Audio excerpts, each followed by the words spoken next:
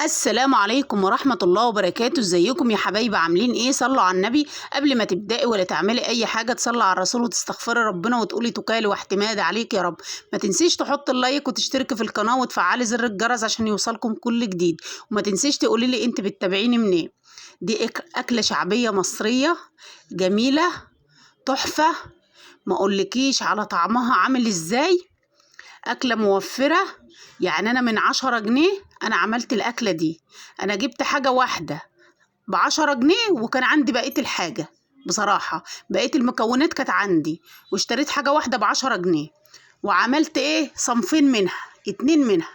دلوقتي ايه، نخش مطبخنا ونشمر ايدينا ونصلي على الرسول ونشوف هنعمل ايه. دلوقتي انا جبت صينية حطيتها على النار وجبت بصلايه بخرطها زي ما انتم شايفين كده. طبعا كلكم بتخرطوا البصل وكده بس انا بشارككم يومي، وانا مش جايه اعلمكم. في كل فيديو هقول لكم انا مش جايه اعلمكم، ولا انا شيف ولا جايه اعلمكم. كلنا شاطرين وكلنا بنعرف نطبخ وكلنا بنعرف نعمل كل حاجه، بس احنا ايه، بندي بعض افكار، ومش عيب ان احنا نتعلم من بعض. يعني احنا مثلا بنشوف الشيفات ممكن اعمل زيها، اشوف الاكله دي تعجبني اعملها زيها. شيف مثلا شاف الاكل بتاعك ممكن تبقى واحده بسيطه جدا خالص وبتعمل اكله عاديه، وشيف يشوفها ممكن يقلدها. فدي حاجه ايه، حاجه عاديه. دلوقتي انا جبت الفول ده ب10 جنيه. فول قسمته نصين، نصه في الحله قدامكم زي ما انتم شايفين كده، وقطعت عليه خضره مشكله اللي هو بقدونس وكزبره وشبت وبصلايه وكام فص من التوم، ورحت مولعه على النار زي ما انتم شايفين كده عليه. هتولعها على النار وسيبها بقى مع نفسها، اول ما تغلي هدي عليها النار وسيبها مع نفسها زي ما انتم شايفين كده. وديت ايه، بطاطسيه واحده بس. بطاطسيه واحده بس. البطاطسيه ليه بقى؟ عشان الحموضه. وديت الطماطم، دي طماطم، ده حوالي نص كيلو من الطماطم. يعني بنضفه وبقطعه قدامكم عشان اعملها ايه في الخلاط. هي الطماطم ديت بصراحة ربنا من الطماطم اللي كانت قشرتها قبة دي بقيت اقشرها. بتقشرها زي ما انا بقشرها كده، وممكن لو مش هتتقشر معاكي شوية مية سخنة وتروحي حطها فيها هتبص تلاقيها اتقشرت بكل سهولة. لكن هي بصراحة ربنا كانت بتتقشر لوحدها. انا ما كنتش هقشرها بس انا لقيتها بتتقشر لوحدها رحت مقشراها. انما انا ما كنتش هقشرها بصراحه. ممكن تضربها في الخلاط، ممكن تصفيها وممكن ما تصفيهاش، دي حاجه براحتك يعني. دلوقتي انا بصفر البصله بس، بديها لون بس. بقول لكم حطيت قرن فلفل و3 فصوص من الثوم. قرن فلفل و3 فصوص من الثوم مع الطماطم بيديها طعم وبيديها نكهه ما اقولكمش.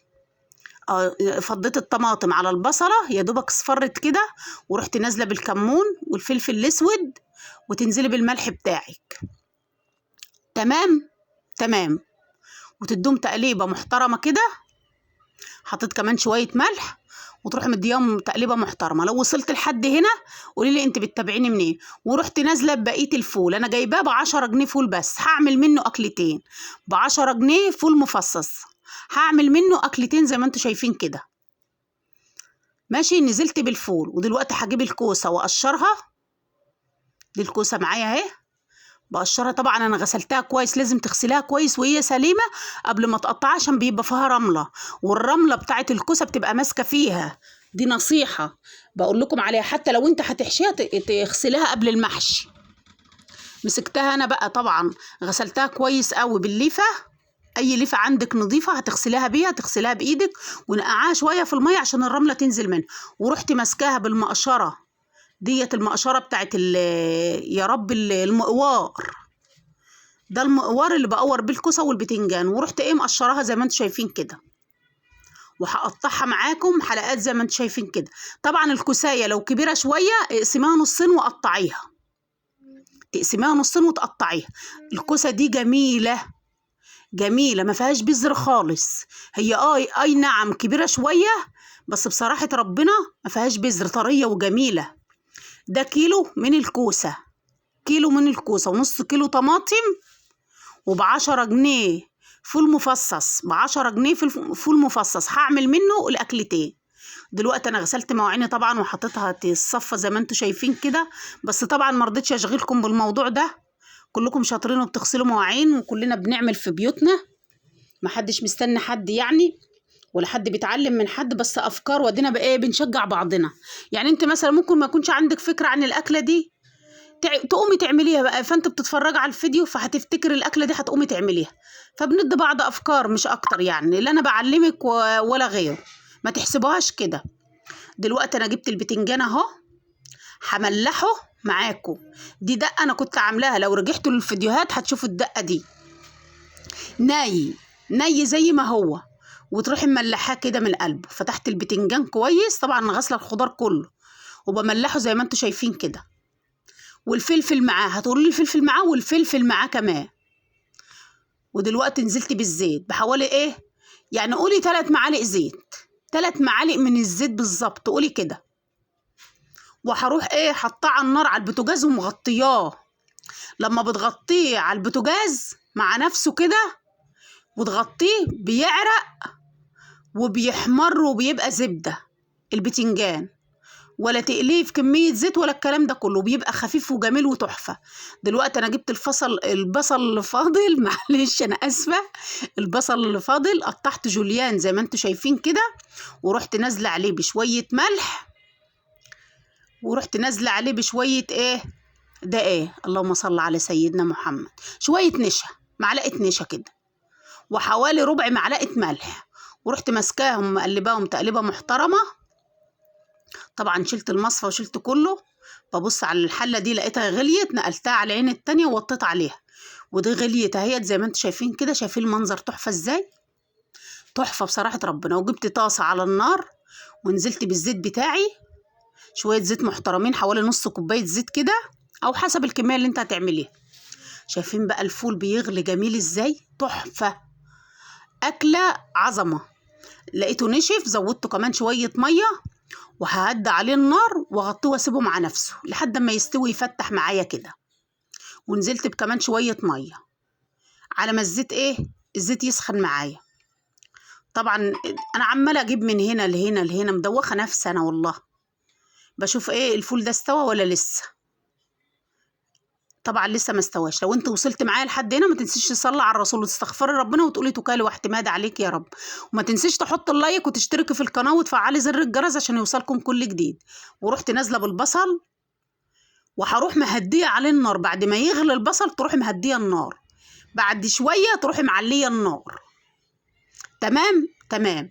طبعا انا هديت النار، وبعد شويه يعني بعد 10 دقايق كده رحت معليه النار. هياخد معاك اللون اللي انت شايفاه ده، وهياخد معاك القرمشه، قرمشه البصل. طبعا اللي وصل معايا لحد هنا يقول لي انا هعمل ايه. لو وصلت معايا لحد هنا قولي لي دلوقتي انا هعمل ايه. وده الفلفل اهوت والبتنجان على النار زي ما انتم شايفين كده. نقلته على العين ديت ورحت مهديه على النار وسايباه مع نفسه. الفلفل هيحمر، البتنجان هيحمر، وهتشوفوه دلوقتي بالدقه بتاعته بقى. ريحته طالعه بقول لكمش، ريحته في حته تانية. ورحت بعد ما سبكت بقى والفول استوى، عشان الكوسه ما بتاخدش سوا، رحت نازله بالكوسه بقى. الكوسه بس تاخد غلوه بس على البوتاجاز، وتروحي واخداها ومدخلها الفرن تاخد وش معاك، لان الكوسه ما بتاخدش سوا. الخضار ما تسويهوش قوي، تسوي الخضار نص سوا، لانه اصلا بيستوي كمان طول ما هو في الطبيخ كده بيستوي. وبعدين لما بيبقى فيه قرشه جميله كده احسن. دي بقى ايه بقى، انا كنت ناسيها بصراحه، معرفش ان عندي حته ليا. بصي ودت الكوسه دي في حته تانية خالص، مش باينه في الاكل اصلا، ولا باينه ان في ليا ولا اي حاجه، ولا كانت باينه ولا اي حاجه. زي ما انا بقول لكم كده. شايفين بقول لكم الفول استوى اهو، استوى وبقى جميل، فتح كده وبقى جميل. هنزل بالفول في الخلاط، في شفشق الخلاط، واسيبه يهدى شويه. ودلوقتي حطيت الحله على النار تاني. دلوقتي انا هعمل ايه، شويه بصاره، شويه بصاره. الاكل بتاع زمان، الاكل الجميل بتاع زمان بتاع الله يرحمها وامهاتكم اللي ليه عايشه، ربنا يخليها له يا رب ويبارك له فيها. طبعا ضربتها في الخلاط، ورحت ايه نازله في نزلت بالبصاره تاني في الحله، ورحت نازله بالملح والكمون وبس، فقط لا غير. ما تحطيش اي اضافات تاني. وقلبها تقليبه محترمه كده، وتغلي غلوه معاكي، تغلي بس. وده البصل اهو، شايفين البصل مكرمل وجميل. مسكت شويه بصل كده فرقتهم ورحت نازله في قلب البصاره بقى. بصراحه ربنا ودوها في حته تانية خالص. شايفين الجمال؟ ما تنسنيش بكومنت حلو يكبر بخاطر ربنا، يكبر بخاطركم يا رب زي ما انتوا بتكبروا بخاطر كده.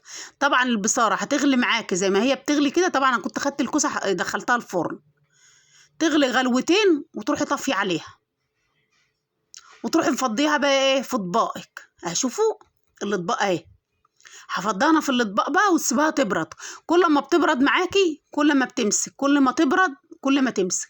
ده ب10 جنيه فول، عملت منه اكلتين واربع اطباق زي ما انتوا شايفين كده بصاره.